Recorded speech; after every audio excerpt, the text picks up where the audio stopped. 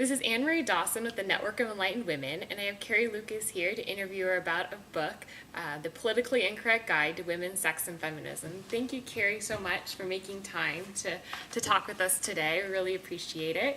Oh, great. Thanks for having me. Yeah, well, we wanted to start out with what inspired you to write your book, The Politically Incorrect Guide to Sex and Feminism. What got you there?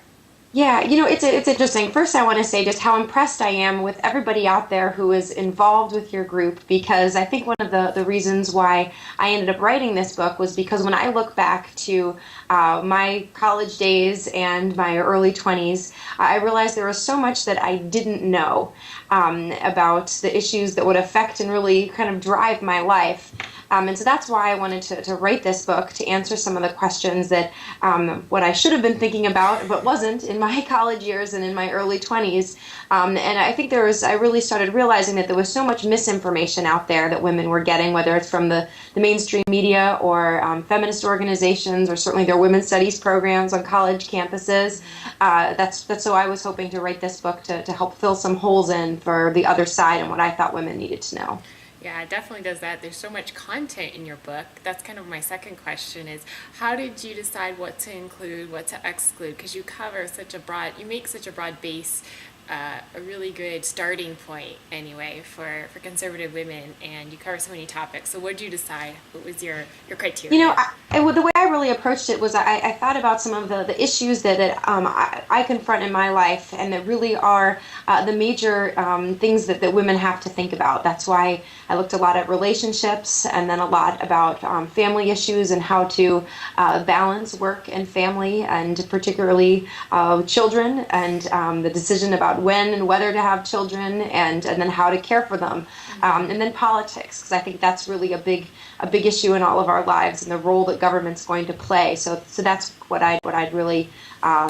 that's how I decided what to focus on, was what mattered to me, thinking that it might matter to other women too. Yeah, it definitely does. It really applies to everything we deal with today, so I was really impressed by that. In your opinion, what issues should conservative women, like the Network of Enlightened Women, Girls Involved like that, what should we focus our attention on? I think one of the things that is a real challenge, and is that so much of the information that young women get today about being a woman is negative, and you hear all these stories about how about the struggles that women have, and the role of sexism that we confront today. And it's important, we need to keep, those are some real problems. There's some real problems out there, but we need to keep them in perspective and also have a positive outlook. So I hope that the groups like New can kind of give the good news for just the opportunities that young women have today, and the many things that we have to be thankful for, and then also to really highlight a kind of a contrast with some of the real problems that women are facing overseas, because there are women who are targeted specifically because of their gender, and we need to really think about what we can do as individuals and as a society to better their lot, because that's really the real frontier of feminism, is these women who live in places that truly don't respect women. Yeah, that's kind of reminds me of the first feminists, because that's kind of what they stood for, were the real rights for women, not so much absolutely. I think that's really important to remember, that the early feminist movement was born out of the abolitionist movement and helped abolish slavery, and then really were fighting for true equality and for women to have the rights to vote and own property, and that's really the history, and we kind of need to get back to that, because it's really taken a very different direction in the last couple decades. Yeah. Do you have any suggestions for how we can get back to it? What would you say on that? I think really that's conversations like this, and the kind of work that your organization is doing, is really so important, because we do need to encourage young women to take a step back, appreciate what we have as Americans, and just the many benefits we enjoy, and that we kind of take equality of opportunity for granted, and then you really consider what the issues are that women around the world face, and focus our energies where it's appropriate, instead of looking to be offended, which is what I think so much of some of the tend to do. More liberal or feminist movements. They seem that's one of their goals, which is, I don't think, very useful today. Yeah, definitely not. What about motherhood? What do you think? I know in your book, motherhood is a very big topic, and for you and for me, that's really important part of our lives. But our culture seems to not value it so much. They kind of look down on it. Unless you're a career woman, you haven't really achieved all that you can.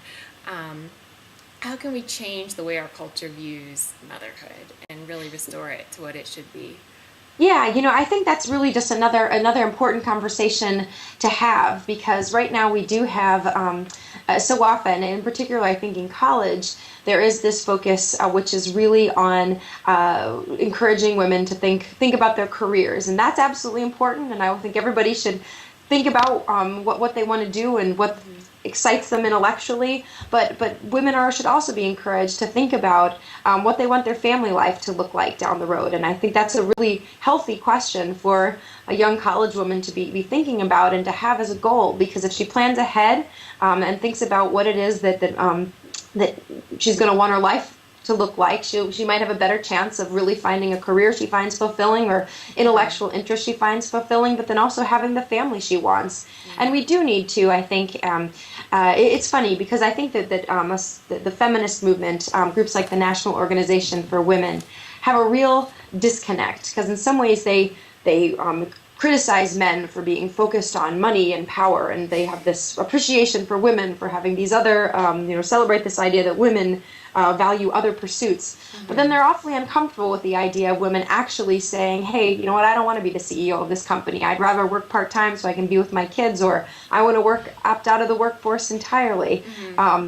So that's, I think we need to get back to appreciating when women really do make those decisions and creating space to appreciate women who decide to put mothering at the top of their list. Yeah, that's great. That's a really good encouragement. I think we need to focus on doing that for sure.